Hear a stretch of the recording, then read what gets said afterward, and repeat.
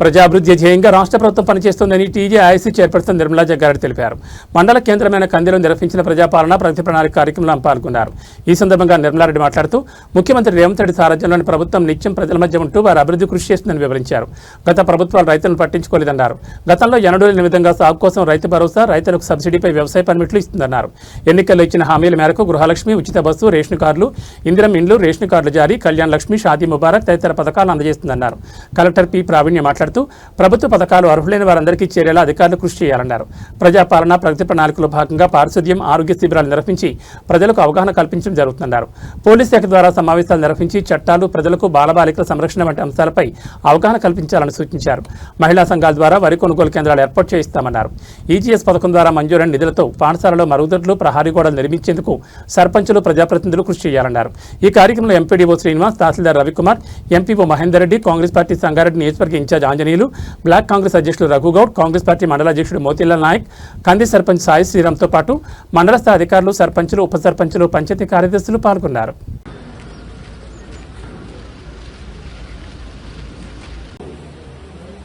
మన మండలంలో ఉన్నటువంటి అన్ని రకాల డిపార్ట్మెంట్స్ వారికి, అదేవిధంగా ప్రింట్ అండ్ ఎలక్ట్రానిక్స్ గ్రామ స్థాయిలో ఎలాంటి ప్రోగ్రామ్స్ నిర్వహించామనేటువంటిది కూడా ప్రతి ఒక్కరిది కూడా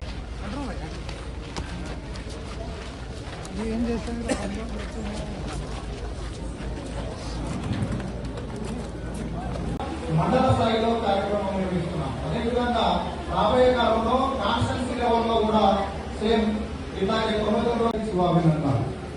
ఈరోజు రాష్ట్ర వ్యాప్తంగా 99 రోజుల ప్రణాళికలో భాగంగా మండల స్థాయిలో సమావేశం. గతంలో మనము ఏప్రిల్ 2వ తారీఖు నాడు గ్రామ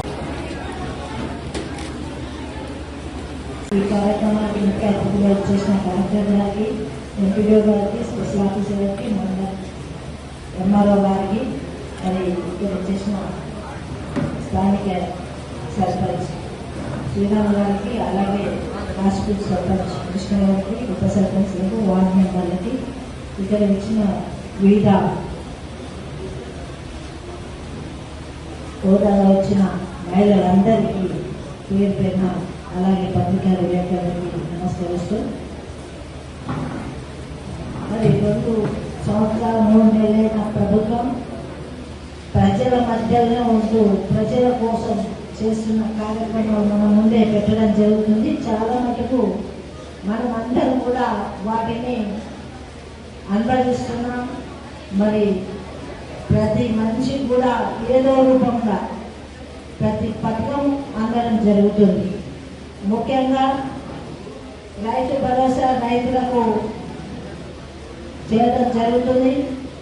మరి ఈ 2-3 రోజుల్లోనే మొత్తం కూడా 5 ఎకరాలు ఉన్న అందరూ కూడా రైతు భరోసా రావడం జరుగుతుంది. అలాగే రైతులకి గత ప్రభుత్వం పనిముట్లు ఏ రోజు కూడా ఇవ్వలేదు. మరి ఈ ప్రభుత్వం వచ్చినాక రైతుల పనిముట్లు, ట్రాక్టర్లు కానీ, ట్రాక్టర్ సంబంధించిన పనిముట్లు కానీ, డ్రోన్స్ కానీ, మరి స్ప్రే చేసే మిషన్స్ కానీ మరి ఇవ్వడం జరిగింది. ఎస్టీ ఎస్సీ వాళ్ళకి సబ్సిడీ కూడా 30%, 40% సబ్సిడీ కూడా ఇవ్వడం జరిగింది. ముఖ్యంగా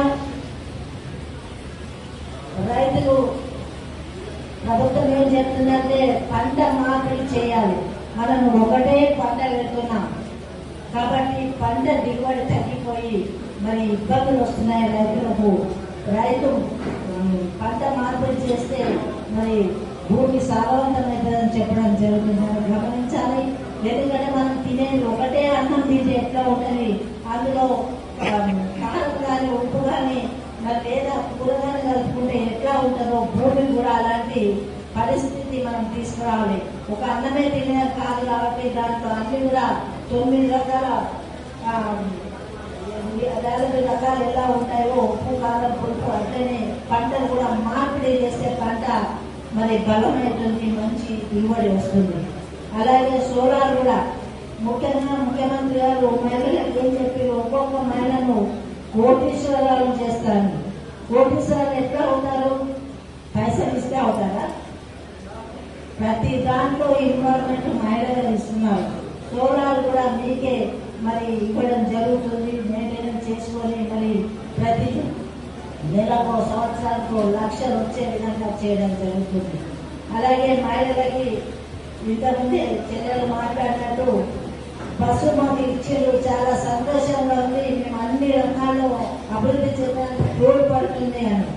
కాబట్టి ఏది పోవాలన్నా రూపాయి పెట్టకుండా బిజినెస్ చేసుకోవచ్చు, లేదా ఏదైనా అభివృద్ధి కార్యక్రమాలకు వెళ్ళాలన్నా కానీ మీరు ఫ్రీగా పోయే అవకాశం, అంటే నెలకు ఒక 1000-2000 మీకు ఆందాలుగా ఉంటుంది. అవునా లేదా?